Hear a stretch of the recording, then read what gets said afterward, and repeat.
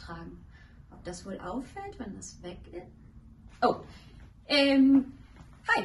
Ich habe heute ein ganz offizielles Interview mit dem Weihnachtsmann und deswegen bin ich hier in der Polzerei und wollte mal gucken, wo eigentlich der Weihnachtsmann steckt. Wo ist er denn eigentlich jetzt?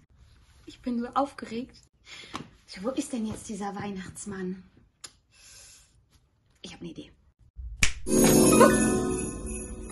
Weihnachtsmann, da bist du ja schon.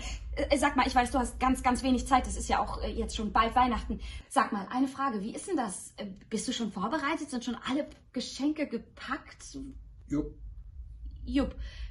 Okay, und die Rentiere, ich meine, die haben ja ordentlich was zu tun. Sind die schon richtig im Training? Essen die besonderes Futter? Jupp. Okay. Und wie ist denn das? Also schaffst du das alles? Ich meine, das sind ja wirklich enorm viele Kinder auf dieser Welt. Also wie ist denn das möglich? Also kriegst du das alles hin? Mut. Mut. Okay. Und Weihnachtsmann, wie ist denn das? Also wenn ich jetzt ganz unbedingt ein ganz besonderes Geschenk haben möchte, was muss ich denn da machen? Ein Wunschzettel ausfüllen. Ein Wunschzettel. Das stimmt mit dem Wunschzettel? Ja. Alles klar, gut, alles klar, vielen Dank. Ich muss noch ganz schnell nach dem Wunschzettel. Tschüss, Weihnachtsmann, frohe Weihnachten, ich muss mal los.